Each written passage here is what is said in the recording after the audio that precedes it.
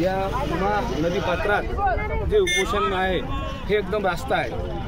माझी शासनाला एक विनंती आहे की हे रोना बॅरेज कमसे कम 17 वर्षापासून मंजूर झालेला आहे आणि आज हे पुनर्वसनाची मागणी जी आहे हे अत्यंत योग्य आहे।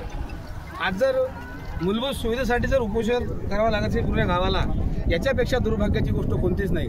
आज जर पाणी आलं आणि हे जर होऊन गेले तर याची कोण जबाबदारी घेणार आहे? मी म्हणतो या 17 वर्ष वाट पाहणं म्हणजे अर्ध आयुष्य माणसाचं या मागणीसाठी चाललं या रोणावासियांचं। अनेक लोक मेले, उपोषण करायले। माझी शासन आणि जिल्हा परिषद का झोपी गेलं का?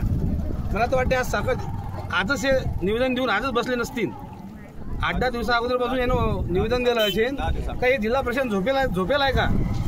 माझी तर एक खंत वाटते का जिल्ह्याच्या प्रशासनानं आजचा एडीओ असेल, तहसीलदार असेल, यांना आधी थांबायला पाहिजे रात्रपाण्यापासून। आज जर एखादा बळी गेला तर याचा जिम्मेदार कोण राहणार आहे? म्हणून माझं शासनाला म्हणणं आहे हे बलास आहे, हे बला नष्ट म्हणजे करा। आज पुनर्वसन काही मागणी दुसरी नाही आहे। पुनर्वसन म्हणजे आज या गावात पाणी नाही प्यायला, नाली नाही, रस्ता नाही। आज पुनर्वसन झालं तर यांना सर्व मूलभूत सुविधा शासन पोहोचवेल आणि शासन या गावात कोणतीच निधी देत नाही, कारण की हे गाव पुनर्वसित आहे। माझी शासनाला आणि जिल्हा प्रशासनाला विनंती राहील या मागण्या तात्काळ मंजूर कराव्या। बस, धन्यवाद।